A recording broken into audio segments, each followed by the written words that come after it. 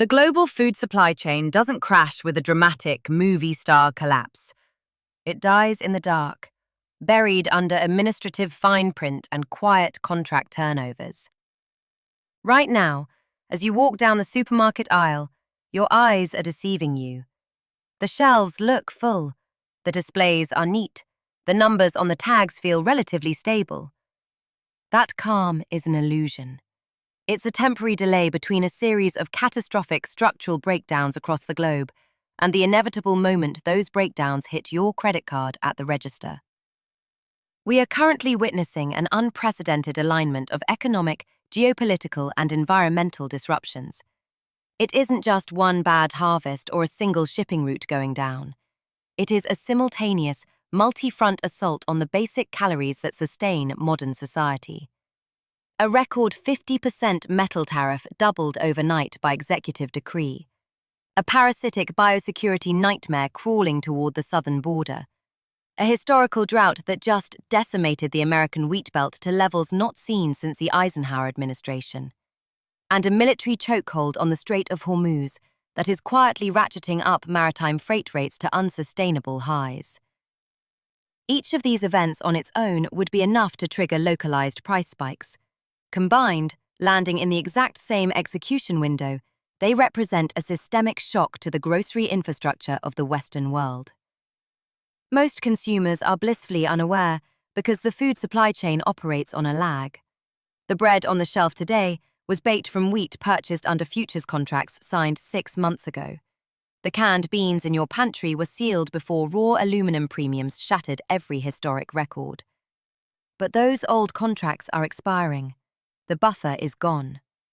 Right now, institutional buyers, supply chain analysts, and ultra-prepared shoppers are quietly shifting their capital into 7 specific, essential food categories before the general public catches on. One of these items is sitting on the shelf today at a price that looks completely normal, maybe even slightly discounted compared to last year. But that stability is a mathematical trap. The wholesale market behind it has already fractured. Fraudulent mislabeling is running rampant at a global scale, and the spot prices are about to explode the moment old inventories clear out this fall. If you wait for the news headlines to confirm what the USDA supply data and the Bureau of Labor Statistics already show, you will be buying at the peak of a historic squeeze.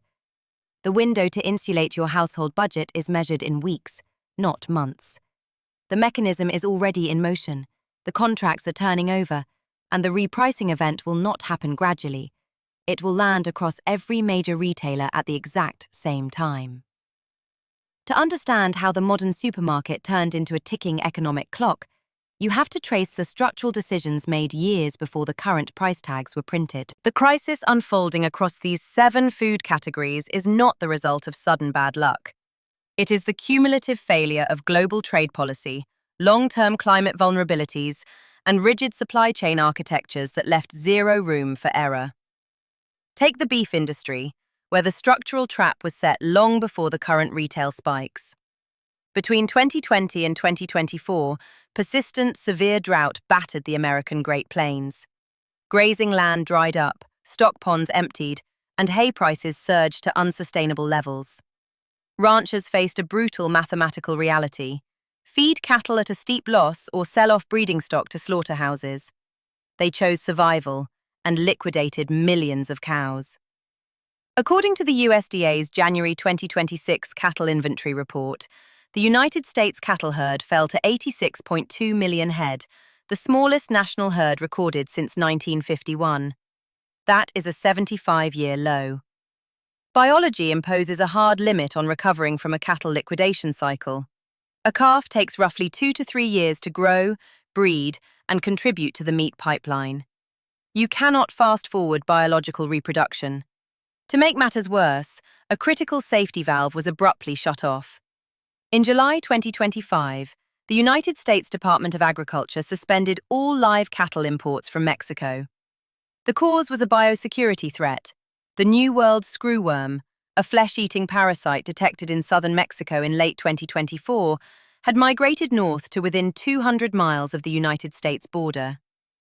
Mexico had historically supplied between 1.2 million and 1.5 million feeder cattle annually to American feedlots.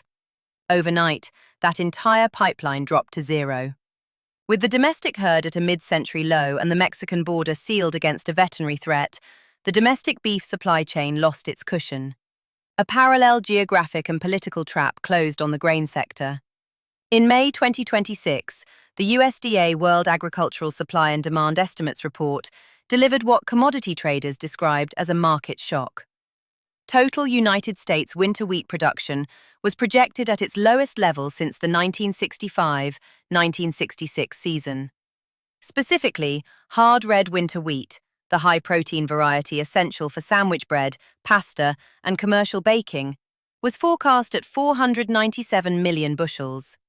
That represents a 38.2% collapse from 804 million bushels the prior year, driven by a multi-year drought across Kansas, Oklahoma, and Texas that reached severity metrics seen only once in 69 years. Because the United States supplies approximately 1/4 of global traded wheat, a domestic harvest failure of this magnitude reverberates globally, tightening international export markets while driving farm-level wheat prices up by over 31%. Meanwhile, in the Mediterranean, the world's olive oil infrastructure was enduring its own prolonged collapse. Between 2022 and 2024, consecutive heat waves and historical rainfall deficits paralyzed growing regions across southern Europe. Spain, which produces between 40% and 45% of the world's olive oil supply, saw its heartland of Andalusia devastated. In the province of Jaén, the single largest olive-producing area on Earth, harvests withered. Global olive oil prices surged over 78% in 2 years, taking standard grocery bottles from $4 to double-digit territory. While a partial harvest uptick in late 2025 brought temporary relief to retail price tags, official data from the International Olive Council confirmed that total production remains structurally below long-term historical averages. Acute scarcity in Greece constrained exports to Italy, while Italian processors, faced with shrinking raw imports, were forced to curtail output. The resulting supply deficit created a massive price spread between certified European origins, giving rise to systemic fraud and adulterated certification networks that mask the real scarcity. At the same time, policy decisions in Washington accelerated the pressure on the processing side of the industry. On June 4, 2025, federal authorities doubled Section 232 steel and aluminum tariffs from 25% to 50%. The executive policy change applied universally, offering no exemptions for food packaging manufacturers or long-term supply contracts. Domestic can producers suddenly faced record-breaking metal costs. The Midwest aluminum premium, the benchmark rate paid by manufacturers for raw domestic metal, surpassed $1 per pound for the first time in history. For product lines relying on metal packaging, such as canned vegetables, soups, beans, and shelf-stable seafood, the packaging cost itself began to rival the value of the food inside. Simultaneously, global maritime transit hit a major bottleneck. Maritime shipping through the Strait of Hormuz faced severe operational disruptions entering mid-2026, forcing ocean carriers to reroute cargo ships around the African continent or pay astronomical war risk insurance premiums. Freight rates surged across every major trade lane connecting South America, East Africa, and Southeast Asia to Western ports. The sudden cost spike hit commodities like coffee, cocoa, and imported canned seafood hard. Importers absorbed higher freight surcharges on green coffee beans from Brazil and Vietnam, as well as canned tuna shipments from Thailand and Ecuador, which were already managing newly adjusted trade tariffs. Every single one of these crises was built on years of structural exposure. Ranchers liquidating herds to survive dry years, bakeries depending on vulnerable wheat corridors, food processors relying on imported aluminum, and global roasters trusting open ocean straits. The historical buffer stock that once insulated retail shoppers from raw commodity swings has been entirely depleted. What remains is a razor-thin supply chain operating under maximum financial and environmental tension, where every single disturbance moves directly toward the consumer. The breaking points across these 7 food categories are no longer theoretical predictions. They are actively unfolding inside processing plants, trade ports, and retail distribution centers across the country. A detailed examination of market data reveals a cascading clash between federal trade policy, corporate supply contracts, and an increasingly fragile agricultural infrastructure. The beef industry presents the most immediate structural impasse. At the farm level, the collapse of the cattle herd has forced wholesale beef prices into unprecedented territory. According to the USDA Economic Research Service, the national average retail price for fresh beef reached $9.64 per pound in April 2026, marking a 13% increase over April 2025 levels. Ground beef, traditionally the most resilient staple for lower-income households, averaged close to $7 per pound nationally. In wholesale markets, May 2026 prices ran 15.9% above the prior year. Feedlot operators face an insurmountable bottleneck, with Mexican feeder cattle imports completely suspended due to the screwworm biosecurity risk. Domestic feedlots are operating significantly below capacity. Processing plants are bidding aggressively for a shrinking pool of domestic cattle, driving live cattle futures up to record highs, while meat packers absorb shrinking profit margins. In the grain sector, the immediate crisis centers on the milling and baking supply chain. The 38.2% collapse in United States hard red winter wheat production has sent flour mills scrambling to secure physical grain. Farm-level wheat prices surged 31.2% year-over-year by May 2026, but retail shelf prices for bread, pasta, and cereal have not yet fully reflected this increase. This gap is governed by corporate hedging strategies.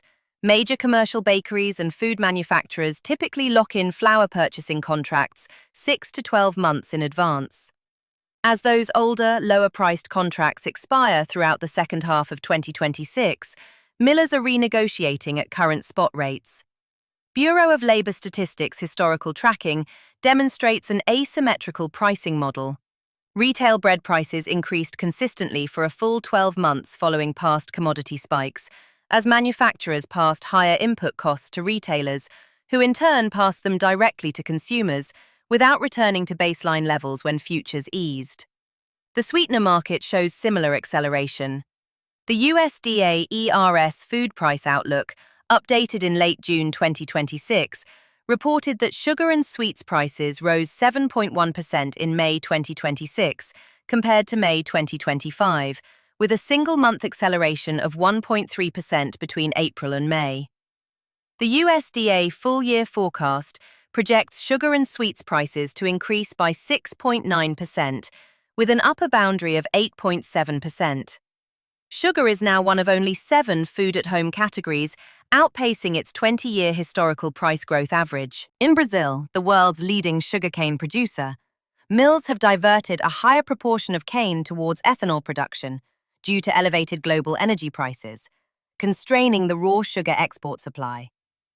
Simultaneously, severe cocoa harvest failures in West Africa, specifically Ivory Coast and Ghana, have kept chocolate input costs at record highs, amplifying price pressure across the entire confectionery sector. In the canned goods and seafood aisles, corporate retailers are bracing for a major repricing event driven by packaging policy. The doubled Section 232 metal tariffs, raising duties on steel and aluminium to 50%, have created a direct conflict between can manufacturers and retail giants. The Midwest aluminum premium exceeding $1 per pound has added direct overhead to every canned food product line. In June 2026, United States Senator Maggie Hassan formally contacted top executive officers at Kroger, Walmart, Costco, Albertsons, and Dollar General, demanding transparency regarding how the 50% tariff rate would impact private label canned goods prices. The core friction lies in annual contract cycles. Can producers negotiate prices with food processors primarily during an October to December window? The current retail prices for canned beans, vegetables, soups, and seafood still reflect 2025 contract rates. Once the upcoming late 2026 contract cycle completes, processing companies will pass the 12% projected manufacturing cost increase directly to retail buyers. Simultaneously, imported canned seafood faces compounding friction from maritime shipping and trade tariffs. The Federal Register published the 2026 tuna tariff rate quota on June 3, 2026, capping canned tuna imports at 16.36 million kilograms under the lower 6% duty rate, after which imports face a 12.5% tariff. With over 67% of United States canned tuna originating from Thailand, Vietnam, and Ecuador, newly applied reciprocal tariff rates on Asian shipments have raised import costs. When combined with war risk insurance surcharges and fuel cost increases resulting from the naval transit disruptions in the Strait of Hormuz, ocean freight costs for shelf-stable seafood have climbed dramatically. Index box market data through May 2026 confirmed that wholesale frozen and shelf-stable seafood prices were up more than 11% year-over-year, while the retail shelf price has lagged behind due to pre-existing distributor contracts. These converging pressures indicate that the current stability on supermarket shelves is an operational lag rather than a true market equilibrium. Across beef, wheat, olive oil, coffee, sugar, seafood, and canned staples, old supply contracts are nearing exhaustion, leaving the retail market fully exposed to high spot costs.